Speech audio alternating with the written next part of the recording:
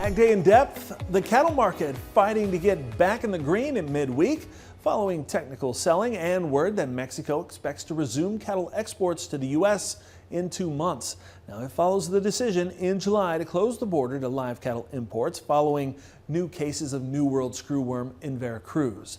Now CattleFax estimating the closure has removed 1.2 million head in annual cattle supplies from the market, or roughly 1 billion pounds of beef. Now you can see where shipments stopped right there in blue. Mexican officials saying live cattle exports to the U.S. could resume in a couple of months thanks to progress in the sterile fly program.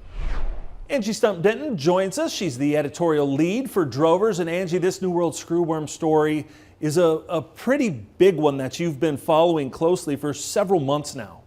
USDA has come out with a 5-point plan to combat New World Screwworm. That included setting up the Moore Air Force Base in Texas as a sterile fly distribution center to stop the fly coming north. Also, recently they put money towards actually developing a center to produce the sterile flies in the U.S. as well.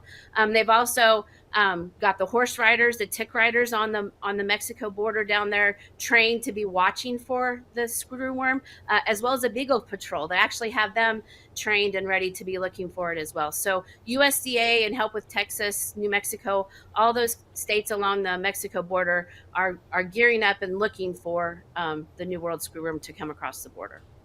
Now recently we found out there was a human case, but it wasn't the first one we've seen here in the U.S. This is a pretty big issue that's kind of been endemic somewhat to central and southern Mexico, right?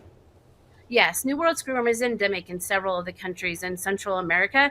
So people traveling to Central America, it's been several cases of U.S. travelers coming back to the U.S. with New World Screwworm. So this isn't a first case.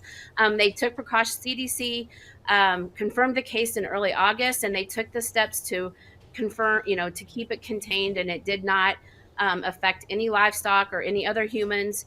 One of the things that obviously we've been tracking very closely is that the border has been shut to cattle from Mexico and south of the border, obviously.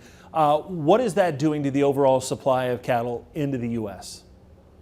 Of course, Clint, we with our national cow herd at an all-time low, the supply of beef is at an all-time low as well. And so that those cattle that come across the border, with it being closed since mid-May, has made a huge impact on the supply, and also then increased the level to consumers, the price level at consumers at the marketplace, because we do have a reduced supply of beef today.